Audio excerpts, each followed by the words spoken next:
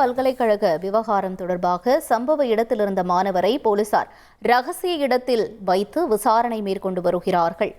கூடுதல் விவரங்களை செய்தியாளர் சசிதரன் வழங்க கேட்கலாம். சசிதரன், வணக்கம். இந்த விசாரணை தொடர்பான முழு விவரங்கள் என்ன?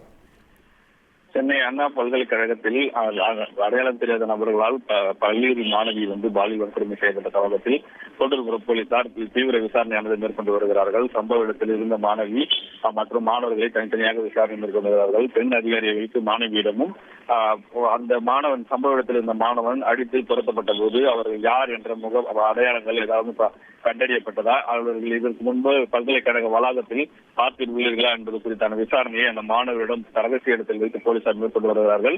இந்த நிலையில பல்கலைக்கழகம் சார்பில் ஒரு விசாரணை குழு அமைக்கப்பட்டிருக்கிறது. எந்த இடத்தில் இது நடைபெற்றது, மற்ற இடங்களில் உள்ள சிசிடிவி கேமராக்கள் போன்றவைகளை ஒரு குழு அமைத்து அது விசாரணையானது நடத்தப்பட்டு வருகிறது. இன்னும் அரை மணி நேரத்திற்கு அல்லது ஒரு மணி நேரத்துக்குள்ளாக இந்த விசாரணை நிறைவு பெற்று முழுமையான அறிக்கை தெரிவிக்கப்படும் எனவும் உயர்கல்வித்துறை சார்பில் அமைச்சர் தகவலாக தெரிவித்திருக்கிறார்.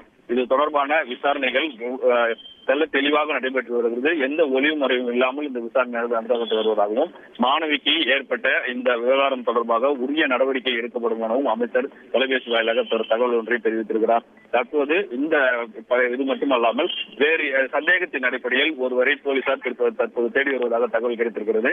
அந்த சிசிடிவி கேமரா காட்சியில் பதிவான உள்ள அங்கு அடையாளங்களை வைத்து ஒருவரை தேடி வருவதாகவும் விரைவில் அவர் கைது செய்து உரிய நடவடிக்கை எடுக்கப்படும் எனவும் கோட்டூர்புரம் போலீசார் தரப்பில் தகவல் தெரிவிக்கப்பட்டிருக்கிறது. விவரங்களுக்கு நன்றி சசிதரன். செய்திகளை உடனுக்குடன் தெரிந்து கொள்ள உடனே சப்ஸ்கிரைப் பண்ணுங்க.